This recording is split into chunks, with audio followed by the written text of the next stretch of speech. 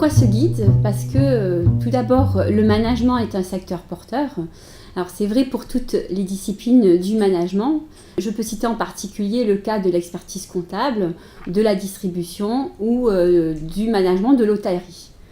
Deuxième raison, parce que nous venons de créer depuis le 1er janvier 2017 un nouvel institut, l'Institut Montpellier Management.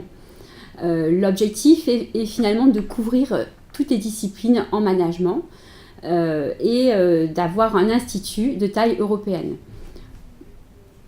Ce partenariat pour nous s'imposait puisqu'il y a d'abord un grand changement institutionnel au niveau local qui est le regroupement de l'ISEM et de la faculté d'AES et donc ça constitue un nouvel ensemble. Et logiquement la délégation régionale ONICEP ne pouvait que s'intéresser à cette nouvelle structure que constitue maintenant l'Institut Montpellier Management. On a maintenant dans l'Institut Montpellier Management plus de 4000 étudiants, 400 apprentis, 85 enseignants-chercheurs. Donc l'objectif est de continuer le développement de cet institut. Ce guide présente les particularités de l'Institut Montpellier Management. Par exemple, l'enseignement en e-learning qui est très développé et que nous avons pour objectif de développer encore plus. Ce guide il est destiné aux médiateurs de l'information que sont notamment les professeurs principaux, les conseillers d'orientation psychologue, les conseillers emploi. Mais finalement, il est aussi destiné au grand public puisqu'on va le trouver sur Internet. Ce guide, il va être donc largement diffusé. Et nous avions besoin surtout de montrer à ces publics ce que recouvre la notion de management. C'est un mot un petit peu valise aujourd'hui, le mot de management. Et on s'aperçoit en lisant ce guide qu'effectivement ça recouvre un grand nombre de réalités, même jusqu'au management public, pas simplement le management dans l'entreprise privée. Donc c'est un concept large et auquel il fallait donner un petit peu de corps pour que, par exemple, les professeurs puissent simplement en parler avec les lycéens en meilleure connaissance de cause. L'autre public qui est visé par cette publication, c'est le public des étudiants.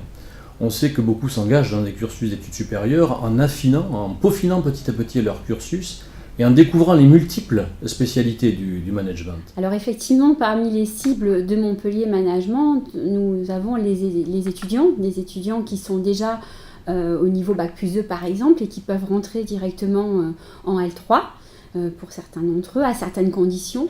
Nous visons également bien sûr les lycéens puisque nous proposons 2 licences, une licence AES, donc administration économique et sociale, et une licence gestion.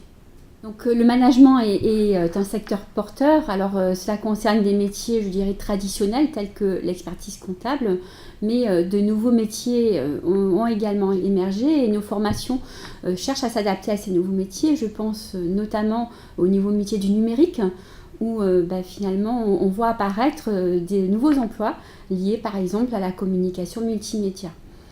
Par ailleurs, un des objectifs stratégiques de Montpellier Management est de se développer à l'international.